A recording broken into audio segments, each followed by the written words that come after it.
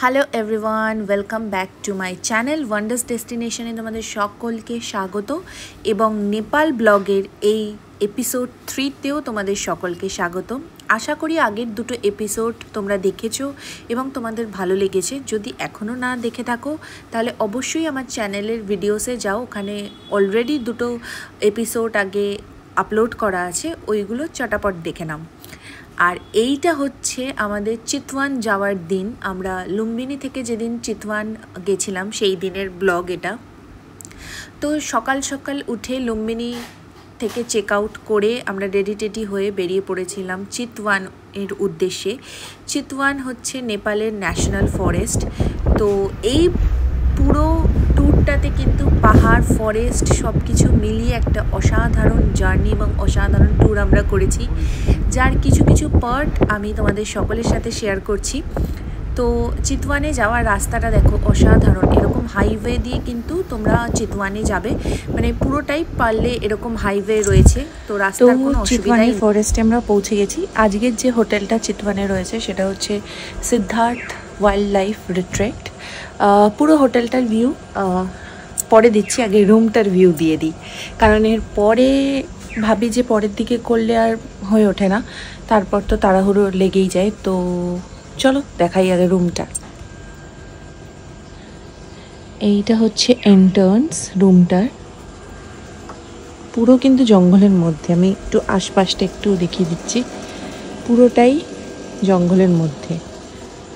ওই দিকটা হচ্ছে রিসেপশন এরিয়া, সুইমিং পুল সব কিছু রয়েছে, আর এরকম ছোট ছোট কটেজ পরপর। এটা হচ্ছে আমাদের ব্যালকনি। তারপরে রুমে ঢোকার পর এই দিকটাতে হচ্ছে বাথরুম, খুবই সুন্দর, নিট অ্যান্ড ক্লিন। তারপর এটা হচ্ছে রুম।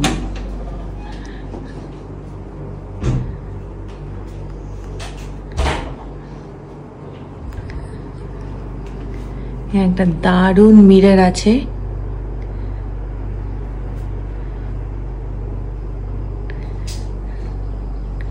আর তারপর এটা হচ্ছে জঙ্গল ভিউ ব্যালকনি।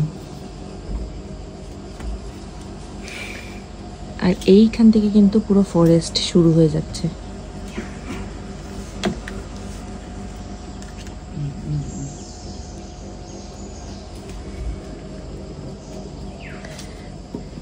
এখানে এরকম দুটো বসার জায়গাও আছে।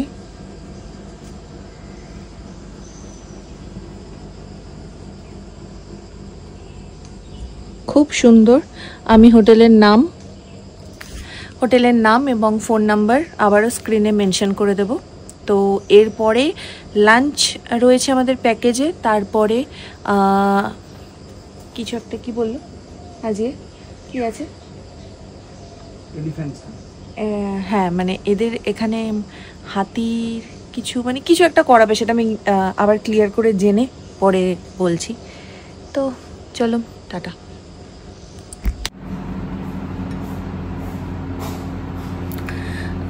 এখন ফার্স্টে আমরা লাঞ্চ করার জন্য এসেছি। আমাদের যে প্যাকেজটা সেটা একটু বলে দিই। প্যাকেজে হচ্ছে লাঞ্চ, ডিনার, ব্রেকফাস্ট তিনটেই ইনক্লুড আছে। এছাড়াও হচ্ছে এলিফ্যান্টের সাথে একবার, যেমন এখন দুপুরে যাব এলিফ্যান্টকে ফিট করাতে, জানি না কি খাওয়ার বেরোবার কি করবে সেটা ওখানে গিয়েই দেখাতে পারবো। তাছাড়াও জিপ সাফারি আছে এবং ক্যানোয়িং আছে, যেটা হচ্ছে কালকে হবে। আর থারু কালচারাল ডান্সও দেখানো হবে, সেটাও মনে হয় কালকে রাত্রিরেই হবে। আর এখন এসছি হচ্ছে এই হোটেলটা সিদ্ধার্থ রিট্রিটের, এটা হচ্ছে রেস্টুরেন্ট, খাবারের জায়গা। তো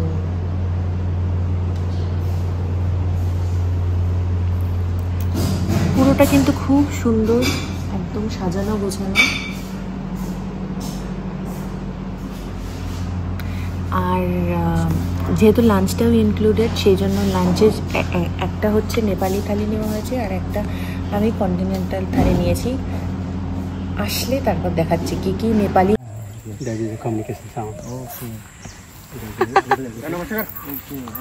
नमस्ते नमस्ते। नमस्ते.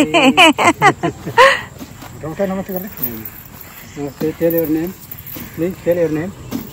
Her name is Sarankali. Sarankali. Oh. Sarankali. So my name is Rahul. नहीं तो 50 to 6 piece खाए every day. ओ माँ এটা হচ্ছে elephant cookies. दे दे दे दे दे এনে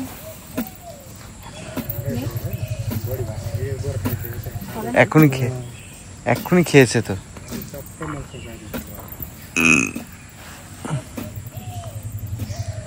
হবে না? She already ate it. That's why she. Maybe she's chewing now. ওকে হ্যাঁ মানে ও খাচ্ছে সেই জন্য এটা নেব না দাঁড়া নিবি নিবি এনে নে ওয়াও ওটা রেখে দিল নিয়ে খা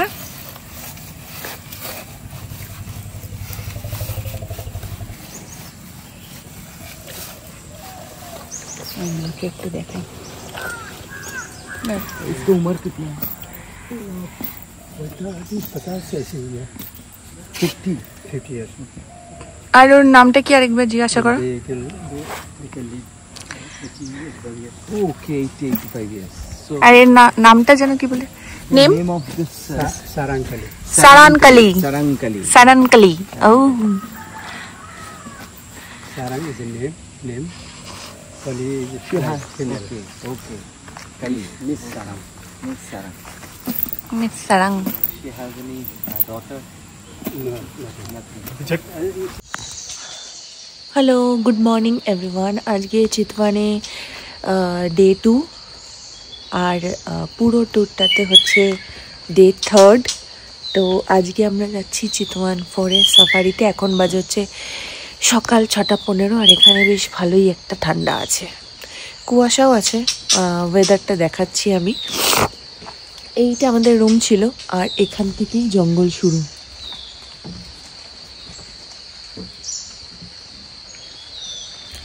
রাত্রিবেলা তখন খেতে যখন গেছিলাম তখন ফোনটা নিয়ে যেতে পারিনি তখন রাত্রিবেলা ক্যাম্পাসের মধ্যে প্রায় 15-20টা হরিণ চলে এসেছিল চলো এখন তো নিয়ে যাচ্ছি ফোনটা সাফারি করার জন্য দেখা যাক কি দেখা যায়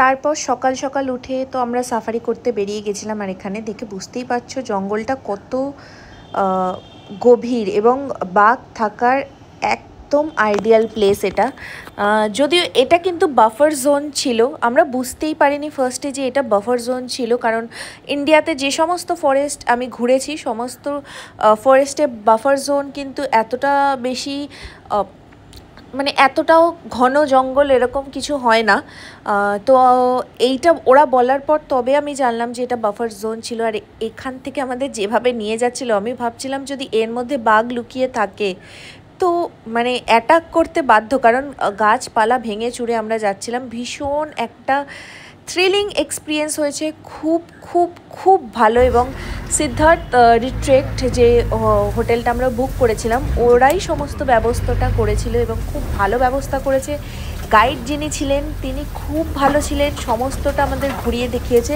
আর এইখানে কিন্তু আমরা বাঘ দেখেছি কিন্তু আমাদের সাথে একটা ট্র্যাজেডি হয়ে গেছিলো তার কারণ এক তো আমার ফোনের মেমোরি শেষ হয়ে গেছিলো তারপর বাঘটা যেই সময় বেরিয়েছিল সেই সময় আমরা ক্যামেরা ঢুকে জাস্ট বেরোনোর মুহূর্তে আর কি ক্যামেরা ঢুকিয়ে আমরা তখন গেট থেকে বেরিয়ে যাব ন্যাশনাল ফরেস্টের গেট থেকে বেরিয়ে যাব তো সেই জন্য আমরা আশা ছেড়েই দিয়েছিলাম যে আমরা আর বাঘ দেখতে পারবো না তো সেই জন্য আমরা ক্যামেরা ব্যাগে ঢুকিয়ে একদম রেডি ছিলাম যে বেরিয়েই যাব একটু পরে তো সেক্ষেত্রে আর তো কিছু ফটো তোলার নেই কারণ যা দেখার ছিল মোটামুটি দেখে নিয়েছি স্পটেড ডিয়ার তারপর গন্ডার বন মুরগি এবং বিভিন্ন রকমের বার্ড সব কিছুই আমরা দেখে নিয়েছিলাম তো সেই ক্ষেত্রে আমাদের আর কোনো আশাই ছিল না আর সেই মুহূর্তে আমরা একটা জায়গায় একটুখানি দাঁড়িয়েছিলাম জুস এবং একটু কিছু কুকিজ যেগুলো ওরা অ্যারেঞ্জ করেছিল খাবারের জন্য সেটা খাবারটা খেতে এবং সেই মুহূর্তেই আমরা ওই বাঘটা দেখতে পাই শুধু একটা বাঘ না একজন ফিমেল টাইগার এবং তার সাথে পরপর 3টে বাচ্চা মানে মোট 4টে বাঘ আমরা দেখেছিলাম বাট একজনেরও ফটো ভিডিও আমরা কিছুই নিতে পারিনি, তার কারণ আমরা জাস্ট ওই মুহূর্তে মানে সব কিছু আমি জাস্ট ভাবছিলাম কি যে আমি সত্যি দেখছি নাকি এত যেরকম আমরা টিভিতে দেখি ন্যাশনাল জিওগ্রাফিতে পুরো একদম ওই রকম সেম। তো সেই জন্য আর কিছু করা হয়নি। এখানে আগে যেগুলো দেখেছিলাম এই যে গন্ডার, হরিণ, এগুলোর ভিডিও আমি করতে পেরেছি। আর তারপরে যেহেতু ফোনের মেমোরিটাও বারবার ডিস্টার্ব করছিল, ওই জন্য ডিলিট করতে হচ্ছিল কিছু ভিডিওস, কিছু অ্যাপ ডিলিট করতে হচ্ছিল। সেই ক্ষেত্রে মানে একটা এমন সিচুয়েশানে দেখা গেছে যে তার কিছুই ভিডিও ফটো নেই। একটা ফটো আছে, আমি যদি পারি এখানে অ্যাটাচ করে দেবো, একটা খুব হেজ একটা ফটো রয়েছে। তো যাই হোক, কিন্তু সবটা মিলে একটা অসাধারণ এক্সপিরিয়েন্স এবং অসাধারণ চিতওয়ানের 2 দিন আমরা কাটিয়েছি। যদি তোমরা কেউ চিতওয়ান ফরেস্টে যাও তো অবশ্যই তোমরা সিদ্ধার্থ ওয়াইল্ড লাইফ রিট্রিট এই হোটেলটা বুক করতে পারো। ওদের রিসর্টটা একদম কিন্তু জঙ্গলের মধ্যেই রয়েছে। এবং আমি আগেও বললাম যে আমরা রাত্রিবেলা যখন খেতে গেছিলাম তখনও এরকম এক দল হরিণ আমাদের ওই খাওয়ার রেস্টুরেন্টটার জায়গায় চলে এসেছিলো।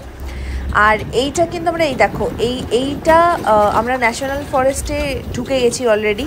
তার আগে একটা নদী পেরোতে হয়েছিল, নদী পেরিয়ে আর কি নারায়ণী যে রিভারটা রয়েছে, রিভারটার এই দিকে যেদিকে সিদ্ধার্থ রিট্রিট সেটা হচ্ছে বাফার জোন, আর নারায়ণী রিভারটাকে ক্রস করে তোমাদের ন্যাশনাল ফরেস্টে যেতে হবে। তো রিসর্টগুলো কিন্তু সমস্তটাই বাফার জোনের দিকে। তো তোমরা একটু খেয়াল রাখবে, যখনই বুক করবে তখন আগের থেকে ভালো করে কথা বলে নেবে যে বাফার জোনে ঘোরাবে নাকি ন্যাশনাল ফরেস্টে নিয়ে যাবে। তো এইটা কিন্তু একটু ভালো করে আগের থেকে জেনে নেবে। ন্যাশনাল ফরেস্টের মধ্যেই কিন্তু আমরা বাঘটা দেখেছিলাম, এবং বাফার জোনেও কিন্তু আমরা অনেক দেখতে পাই, যেরকম হরিণ, গন্ডার, এগুলো কিন্তু আমরা বাফার জোনেও দেখেছি। তো সেইটা তোমরা একটু আগের থেকে ক্লিয়ার করে নিও। তারপর নারায়ণীর নদীতে কুমির এবং ঘড়িয়াল ভর্তি ছিল, এবং সেইটারও ভিডিও আমার মানে আমার দুর্ভাগ্যবশত আমার ফোনে ওঠেনি, আমি ওঠাতে পারিনি। তার কারণ এত ফোনটা ডিস্টার্ব করছিল তখন, সেই জন্য আর মনটাও একটু খারাপ হয়ে গেছিলো যে সবই দেখতে পারলাম কিন্তু একটু স্মৃতি হিসাবে কোনো ভিডিও ফটো রাখা হলো না। তো যাই হোক, এইটাই হচ্ছে চিতওয়ানের ব্লগটা ছিল। এই যে দেখো নারায়ণী নদীটাতে কিন্তু ওরা যে ক্যানোয়িংটা করায় সেটা নারায়ণী রিভারেই, এবং বিকেলবেলাও কিন্তু আমরা যখন বেরিয়েছিলাম আমি অনেক আশা করেছিলাম যে এইবার ফোনটা আমি ঠিক করেছি, এইবার হয়তো কিছু দেখতে পারবো, তো ভিডিওটা নিতে পারবো। কিন্তু বিকেলবেলাটা আর দেখা যায়নি কিছু। সকালবেলাটা যখন ফোনটা এতই ডিস্টার্ব করছিল তখনই সমস্ত কিছু আমরা দেখে নিয়েছিলাম।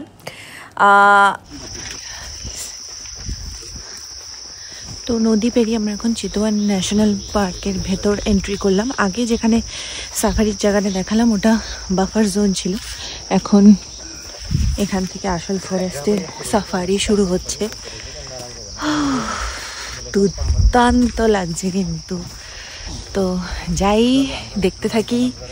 অলরেডি বাঘের ফুটপ্রিন্ট দেখে নিয়েছি, কিছু ডিয়ার দেখেছি, একটা গন্ডার দেখালাম। দেখা যাক এখানে কি দেখা যায়, ভাগ্যে থাকলে তো বাঘের দেখা মিলবেই।